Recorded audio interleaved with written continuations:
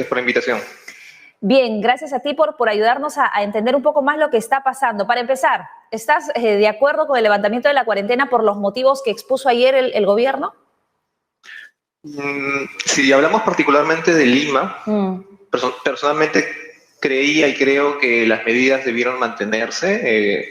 Los motivos por los cuales lo menciono son porque todavía estamos a niveles muy altos de fallecidos diarios, muy por encima de los niveles pico de la primera ola. Ajá. Tenemos un nivel de ocupación UCI u ocupación de 99%.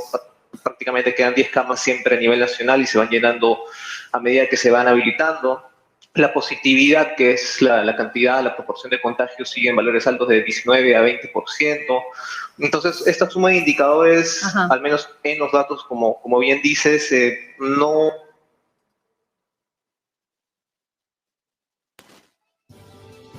¿Sí? ¿Me escuchas ahí?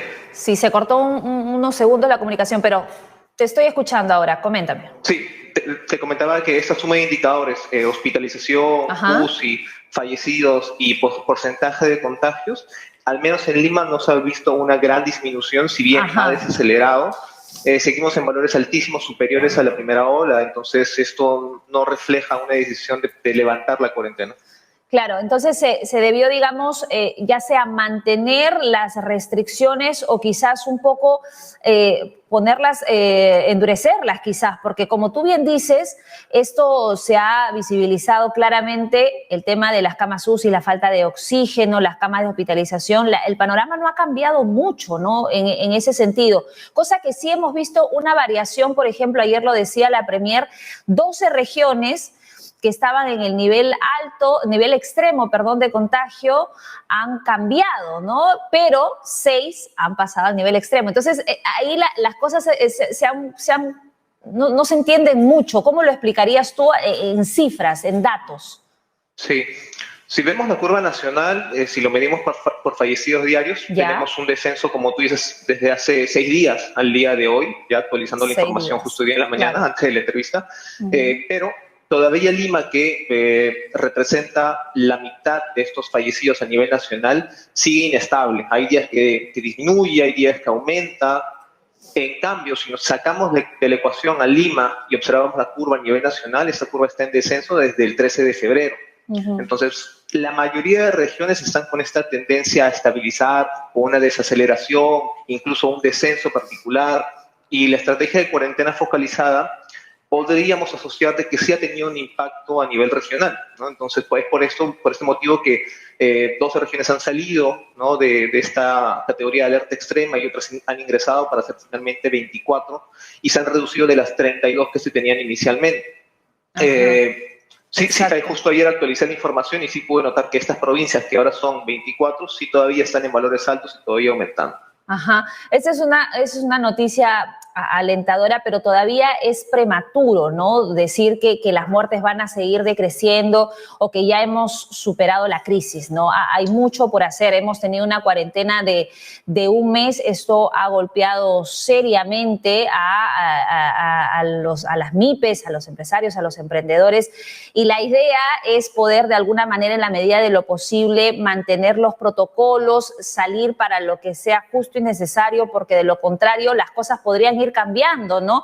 Lo que podemos ver en países del exterior es que tenían cuarentenas, luego reabrieron y luego volvieron a cuarentena, así que no nos sorprendería que algo así pudiera pasar si es que nos relajamos, ¿no?, con las medidas anunciadas. Definitivamente, todavía son muy pocos días de esta desaceleración o disminución en algunas regiones, como tú bien dices. 6 días nomás.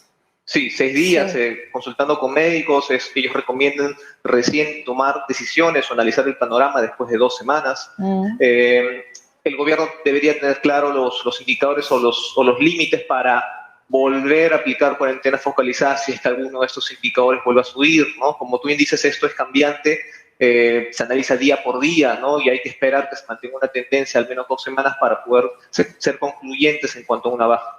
Exacto, exacto. Ahora, según lo que arrojan las pruebas moleculares, ¿cuál es el promedio diario de positividad? ¿Cómo estamos en ese sentido?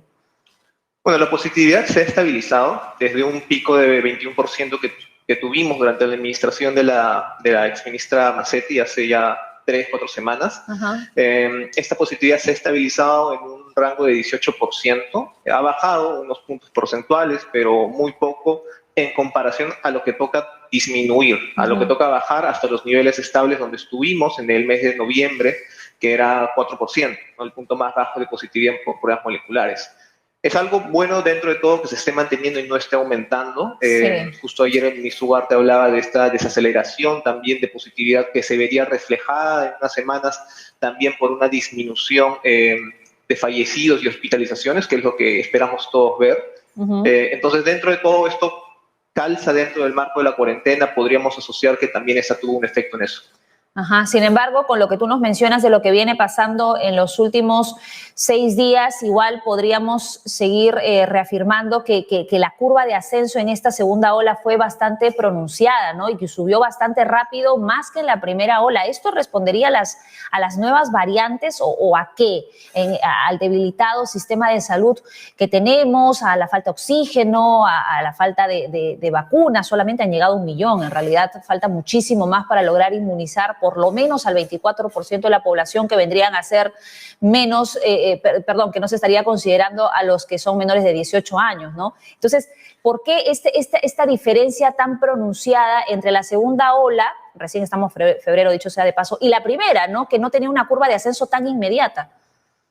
Bueno, definitivamente hay una suma de factores. El exministro, el subministro Luis Suárez, comentaba de que se le podía atribuir a la nueva variante del Reino Unido, que tenía un mayor ratio de contagio, y esto efectivamente a partir de la confirmación en el mes de diciembre vimos una aceleración mucho mayor, un 75% más rápida que durante la primera ola. O sea, en diciembre empezó a subir la curva.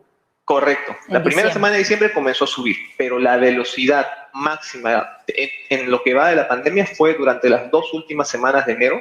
Esta pendiente casi vertical que tuvimos durante estas semanas fue un 75% superior a la pendiente máxima que tuvimos en la primera ola. Esta ya se ha estabilizado, vino desacelerando semana a semana durante el mes de febrero hasta actualmente con unos días de disminución, ¿no? Entonces, este es un factor. Definitivamente otro podrían ser el gran movimiento que hubo durante la última parte de noviembre y todo el mes de diciembre, producto de las fiestas y movimiento en centros comerciales, ¿no? Que tuvo un impacto similar en otras regiones, ¿no? También vimos un aumento de contagios y muertes, pero a diferencia de ellos, lograron bajar esta curva. Nosotros todavía nos estamos manteniendo en niveles altos. Lo que me lleva a pensar esto que tú nos mencionas, que a fines de diciembre pues la curva empezó a subir y respondería pues a las aglomeraciones de las que estuvimos reportando por fiestas. Probablemente si las medidas restrictivas hubiesen sido más severas en esas fechas, en diciembre, los días festivos, pues probablemente la situación hubiese sido distinta al empezar el año, ¿crees tú? Sí, correcto.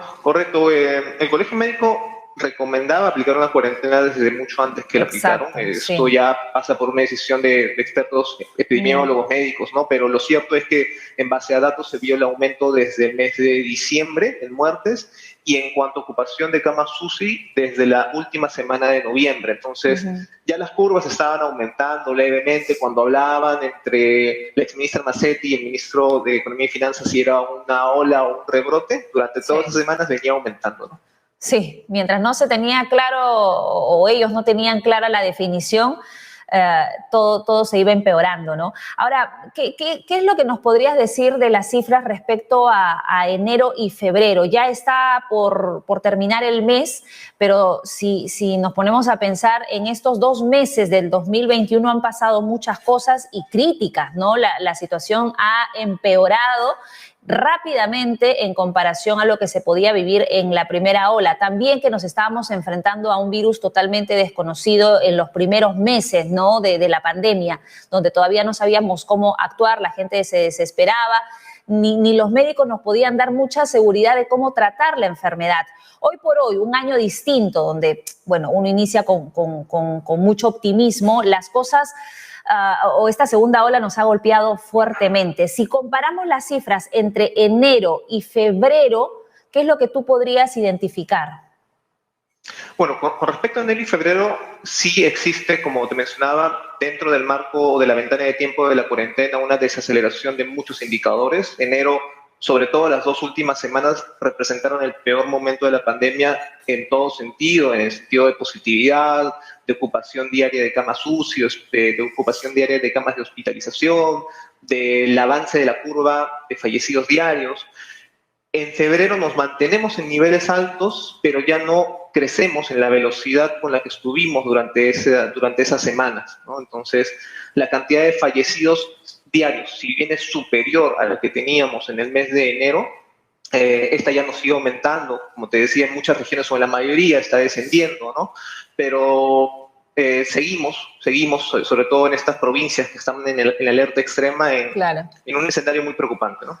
Y en marzo, pues, bueno, veremos, ¿no? Veremos qué es lo que pasa, porque no se ha descartado el retorno de la cuarentena en Lima si la situación lo amerita. Es otra de las precisiones que hicieron desde el gobierno, ¿no? Así que lo que tú mencionabas en un inicio es bastante importante, ¿no? Porque en Lima se concentra la mayor cantidad de contagios y además de muertes. Lo que pasa en Lima afecta directamente las estadísticas, entendiendo esto pues debió continuar entonces desde tu punto de vista por lo que dictan las cifras y por las circunstancias.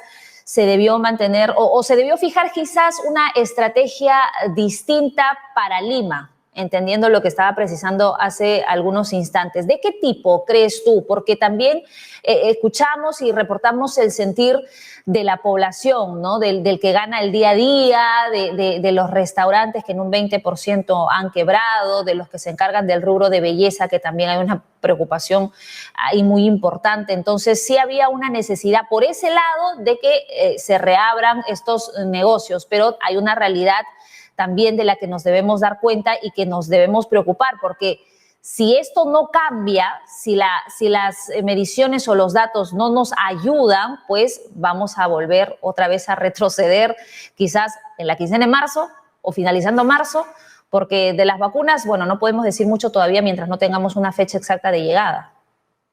Sí, definitivamente. Con respecto a las vacunas, pues no veremos ningún impacto hasta que haya un gran porcentaje de la población vacunada, y esto cuando entremos en campaña de vacunación masiva, ¿no? Claro. En cuanto a las medidas propias aplicadas a Lima, esto, la verdad, se lo dejo a expertos en el tema, porque Lima en sí es un escenario complejo por la cantidad de población que representa, ¿no? Tú bien dices que, como te mencionaba, la cantidad de fallecidos representa la mitad a nivel nacional. De las 2.000 camas que hay a nivel nacional, 1.000 están solamente en Lima y están todas ocupadas. Entonces, ¿qué otras medidas podrían hacer? Desde mi punto de vista y de los datos, pues si ya la cuarentena había mostrado cierta desaceleración con esta cuarentena aplicada, con las restricciones horarias, estamos flexibilizando, relajando estas medidas cuando no hemos avanzado o ganado nada, al menos desde el punto de datos de números, ¿no? Uh-huh.